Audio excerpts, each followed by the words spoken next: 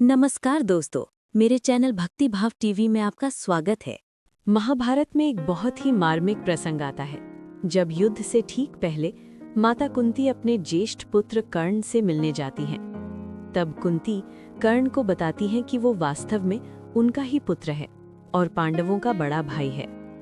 लेकिन इसके बावजूद कर्ण ने माता के सामने भी धर्म और मित्रता का मार्ग क्यों चुना, इसके पीछे कई गहरे कारण थे। 1. दुर्योधन का उपकार। सबसे बड़ा कारण था दुर्योधन का उपकार। जब पूरी सभा में कर्ण का अपमान हुआ और उसे सूत पुत्र कहकर तिरस्कृत किया गया, तब दुर्योधन ही था जिसने उसे सम्मान दिया और अंग देश का राजा बना दिया। कर्ण जानता था कि यदि वो अब पांडवों के पास चला जाएगा तो ये मित्र धर्म का विश्वासघात होगा। इसलिए उसने कहा कि माता, आज मैं दुर्योधन का साथ छोड़ दूं तो संसार मुझे कृतघ्न कहेगा। 2. जीवन भर का अपमान। कर्ण ने जीवन भर अपमान सहा। उसे गुरु द्रोणाचार्य ने नहीं सिखाया। भीष्म पितामह भी उसे सूत पुत्र कहते थे। राजसभा में उसका मजाक उड़ाया गया। ऐसे समय में केवल दुर्योधन ने उसे सम्मान दिया, इसलिए कर्ण ने उस सम्मान को अपना धर्म मान लिया। 3. युद्ध से पीछे हटना कायरता समझी। कर्ण एक महान योद्धा था। यदि वो युद्ध से पहले पांडवों के पास चला जाता तो लोग कहते कि कर्ण भय के कारण पक्ष बदल गया। इसलिए उसने कहा कि वो अंत तक अपने वचन और मित्रता का पालन करेगा। 4. कर्ण ने कुंती को एक वचन दिया।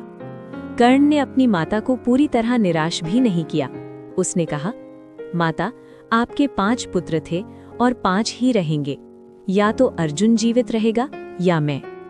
यानी कर्ण ने वचन दिया कि वो युधिष्ठिर, भीम, नकुल और सहदेव को नहीं मारेगा। वो केवल अर्जुन से ही युद्ध करेगा। 5. यही कर्ण का सच्चा धर्म था। कर्ण के लिए धर्म का अर्थ था मित्र के प्रति निष्ठा, अपने वचन की रक्षा, कृतज्ञता।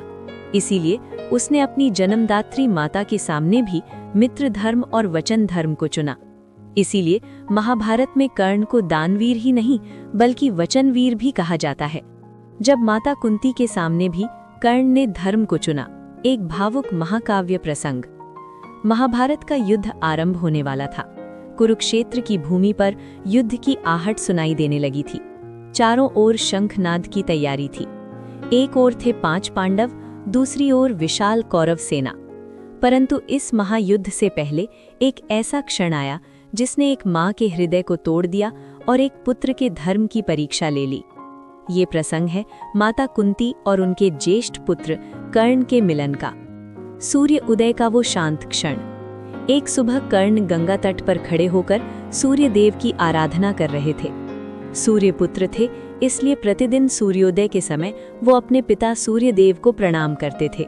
उनकी आंखें बंद थीं, हाथ जोड़कर वो ध्यान में डूबे हुए थे।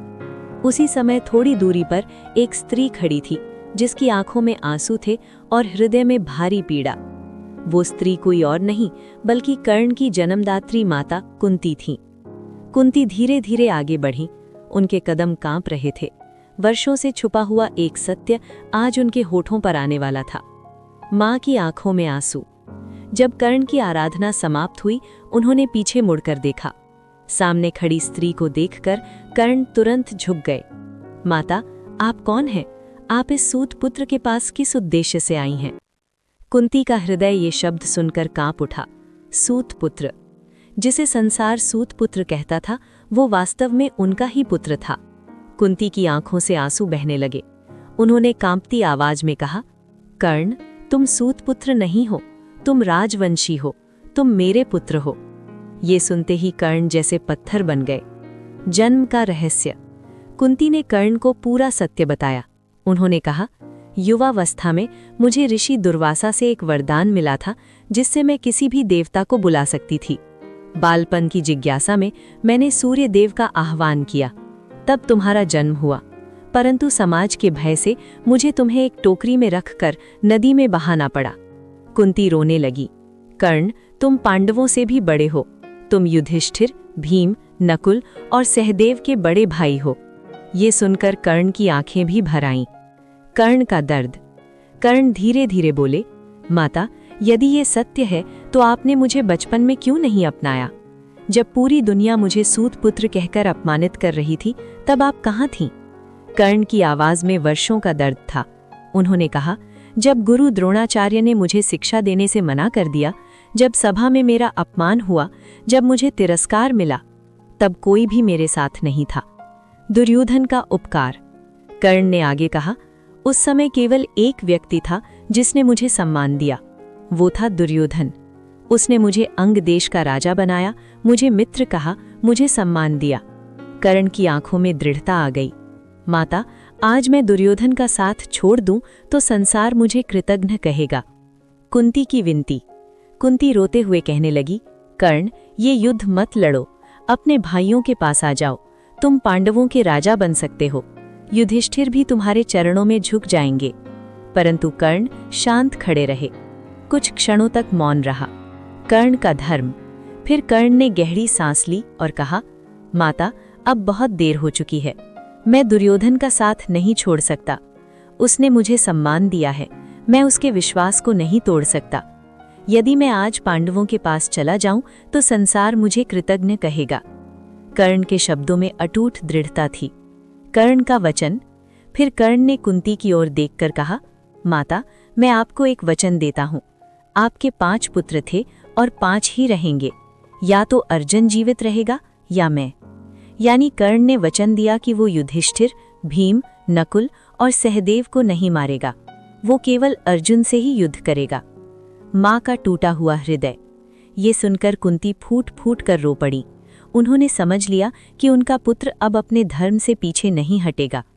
कुंती ने कर्ण को गले लगा लिया।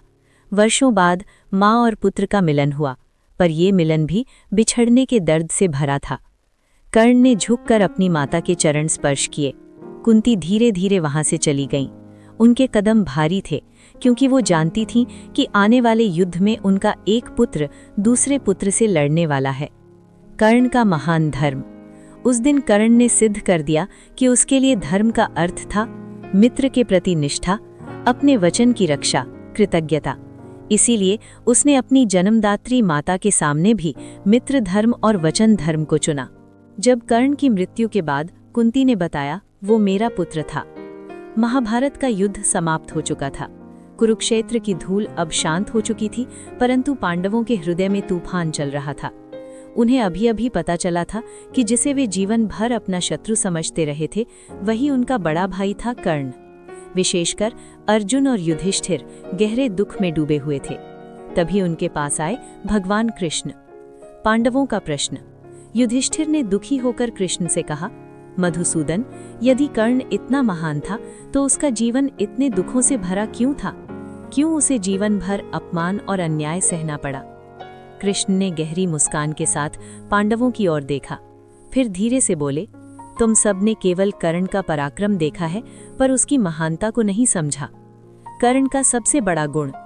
कृष्ण ने कहा, कर्ण के पास सब कुछ छिन गया, पर उसने कभी अपने धर्म को नहीं छोड़ा। उन्होंने पांडवों को याद दिलाया, जब कर्ण को गुरु परशुराम ने श्राप दिया, जब पूरी दुनिया ने उसे सूत पुत्र कहकर अपमानित किया, जब उसे हर कदम पर अस्वीकार किया गया, फिर भी उसने किसी के प्रति द्वेष नहीं रखा। दानवीर कर्ण। कृष्ण ने आगे कहा, कर्ण जैसा दानी इस पृथ्वी पर कोई नहीं हुआ। उन्होंने बताया कि एक बार स्वयं देवताओं के राजा इंद्र ब्राह्मण का वेश बनकर कर्ण के पास गए। उन्होंने कर्ण से उसका दिव्य कवच और कुंडल मांग लिए। कर्ण समझ गए थे कि ये इंद्र हैं और ये कवच कुंडल ही उनकी सबसे बड़ी रक्षा है। फिर भी उन्होंने बिना संकोच उसे काटकर दान कर दिया। कृष्ण बोले, जो योद्धा अपनी सबसे बड़ी सुरक्षा भी दान कर दे, उससे बड़ा दानी कौन हो सकता है? मित्रता का धर्म। कृष्ण ने पांडवों की ओर देखकर कहा, कर्ण का सबसे बड़ा धर्म था मित्रता। जब पूरी दुनिया ने कर्ण को ठुकराया, तब केवल दुर्योधन ने उसे सम्मान दिया। कृष्ण बोले, कर्ण जानता था कि दुर्योधन अधर्म के मार्ग पर है, फिर भी उसने मित्र धर्म निभाया। उसने जीवन के अंतिम क्षण तक अपने मित्र का साथ नहीं छोड़ा। कुंती के सामने भी अडिग। कृष्ण ने कहा, जब उसकी माता कुंती स्वयं उसके पास आईं और पांडवों के साथ आने को कहा, तब भी कर्ण अपने निर्णय से नहीं डिगा, पर उसने एक वचन दिया। वो युधिष्ठिर, भीम, नकुल और सहदेव को नहीं मारेगा, वो केवल अर्जुन से ही युद्ध करेगा। अर्जुन की आंखों में आंसू। ये सब सुनकर अर्जुन की आंखों से आंसू बहने लगे। उन्होंने कहा, प्रभु, यदि कर्ण इतना महान था तो क्या मैं अधर्मी हूं जिसने उसे मारा? कृष्ण ने अर्जुन के कंधे पर हाथ रखा। कृष्ण का उत्तर। कृष्ण बोले, अर्जुन, ये युद्ध केवल व्यक्तियों का नहीं था, ये धर्म और अधर्म का युद्ध था। कर्ण महान था, पर उसने अधर्म के पक्ष में खड़े होने का निर्णय लिया, इसलिए उसका अंत निश्चित था, लेकिन उसकी महानता को कभी भुलाया नहीं जाएगा। कर्ण की वास्तविक महानता। कृष्ण ने अंत में कहा, कर्ण वो पुरुष था जिसने जीवन भर अपमान सहा, फिर भी उदार बना रहा। जिसे जन्म से सम्मान नहीं मिला, उसने अपने कर्मों से अमरता प्राप्त की। इतिहास उसे केवल योद्धा के रूप में नहीं, बल्कि महान आत्मा के रूप में याद रखेगा। उस दिन पांडवों की आंखों में कर्ण के लिए सम्मान और बढ़ गया।